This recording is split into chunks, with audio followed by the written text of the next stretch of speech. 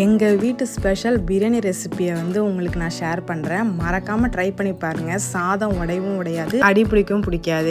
எப்படின்றத வீடியோவை ஸ்கிப் பண்ணாமல் பாருங்கள், அப்போ தான் உங்களுக்கு புரியும். இந்த மாதிரி அகலமான குக்கர் எடுத்துக்கோங்க. இதில் 3 ஸ்பூன் வந்து எண்ணெய் ஊற்றிக்கிட்டு 3 ஸ்பூன் வந்து நெய் ஆட் பண்ணணும். இந்த மாதிரி குக்கர் இருந்தால் தான் உங்களுக்கு கரண்டி போட்டு கிண்டுறதுக்கு ஈஸியாக இருக்கும்.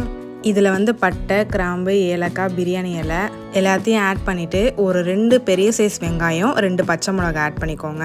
இதை லைட்டாக வதக்கி விட்டுட்டு 1 ஸ்பூன் கல் உப்பு ஆட் பண்ணிக்கலாம். உப்பு ஆட் பண்ணாதான் வெங்காயம் சீக்கிரமாக வதங்கும். 1 ஸ்பூன் இஞ்சி பூண்டு ஆட் பண்ணிக்கோங்க. இதை வதக்கி விட்டுட்டு ஒரு 4 தக்காளி எடுத்து அரைச்சும் போட்டுக்கலாம், கட் பண்ணியும் போட்டுக்கலாம். உங்களுடைய ஆப்ஷன் தான் அது. தக்காளியெல்லாம் நல்லா வதங்கினதுக்கப்புறம் 1 ஸ்பூன் மஞ்சத்தூள் ஆட் பண்ணிக்கோங்க. 1.5 ஸ்பூன் மிளகாத்தூள் ஆட் பண்ணிவிட்டு நல்லா வதக்கிக்கோங்க, பச்சை வாசனை போகிற வரைக்கும். இப்போ ஒரு கைப்பிடி அளவு புதினா கொத்தமல்லி ஆட் பண்ணிக்கலாம்.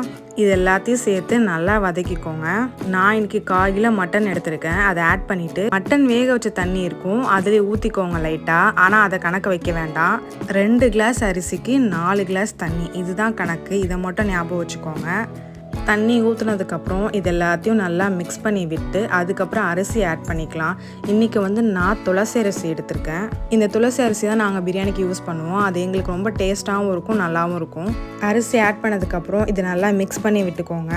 அதே மாதிரி இந்த ஸ்டேஜில் வந்து உப்பு இருக்கான்னு நீங்கள் டெஸ்ட் பண்ணிக்கலாம். தேவைப்பட்டால் நீங்கள் கொஞ்சம் ஆட் பண்ணிக்கோங்க. லாஸ்ட்டாக வந்து ஒரு 1/2 லெமனை புழிஞ்சிட்டு இது எல்லாத்தையும் நல்லா கிளறி விட்டுட்டு இப்போ நம்ம குக்கரை வந்து க்ளோஸ் பண்ணிட வேண்டியதான். என்னோட சேனலை நிறைய பேர் பார்க்குறீங்க, ஆனால் சப்ஸ்கிரைப் பண்ண மறந்துடுறீங்க. மறக்காமல் நீங்கள் சப்ஸ்கிரைப் பண்ணிவிட்டு பாருங்கள் என்னோட சேனலை. நிறைய குக்கிங் வீடியோஸும் மினி விலாகும் நான் கண்டிப்பாக அப்டேட் பண்ணிக்கிட்டே இருப்பேன். மறக்காமல் என்ன சேனலை ஃபாலோ பண்ணுங்கள். குக்கரை க்ளோஸ் பண்ணிவிட்டு விசில் போட்டாச்சு. இப்போ வந்து ஒரு 5 விசில் விட்டுக்கோங்க. பக்கத்தில் மட்டன் ஃப்ரை ரெடி ஆகிட்டு இருக்கு. இந்த வீடியோ கண்டிப்பாக உங்களுக்கு நான் அப்லோட் பண்ணுறேன். 5 விசில் விட்டதுக்கப்புறம் இப்போ நம்ம லாஸ்ட்டாக பிரியாணி ஓப்பன் பண்ணுறோம். பாருங்கள், பிரியாணி கொஞ்சம் கூட குழையவே இல்லை, அடி பிடிக்கவே இல்லை, நல்லா வந்திருக்கு பிரியாணி. இந்த ரெசிபி நீங்களும் உங்கள் வீட்டில் மறக்காமல் ட்ரை பண்ணி பார்த்துட்டு எனக்கு சொல்லுங்கள். பர்ஃபெக்டாக வரதுக்கு என்ன ரீசன் அப்படின்னா, ஒன்று வந்து எண்ணெய் வந்து நம்ம கரெக்டாக போடணும், அப்போ தான் அடி பிடிக்காது. இன்னொன்று வந்து தண்ணியும் நம்ம கரெக்டாக அளவாக வைக்கணும், அப்போ தான் வந்து குழையாது. இது ரெண்டுமே கரெக்டாக இருந்துட்டாலே கண்டிப்பாக ஒரு பர்ஃபெக்ட் பிரியாணி கிடைக்கும். நெக்ஸ்ட் டைம் பிரியாணி செய்கிறப்ப இதை மனசில் வச்சுட்டு செய்யுங்க, கண்டிப்பாக நல்லா பிரியாணி வரும். இந்த மாதிரி குக்கிங் வீடியோஸ்க்கு மறக்காமல் சேனலை சப்ஸ்கிரைப் பண்ணிவிட்டு பாருங்கள். எங்கள் வீட்டில் சண்டே ஸ்பெஷல் பிரியாணி. அப்போ உங்கள் வீட்டில்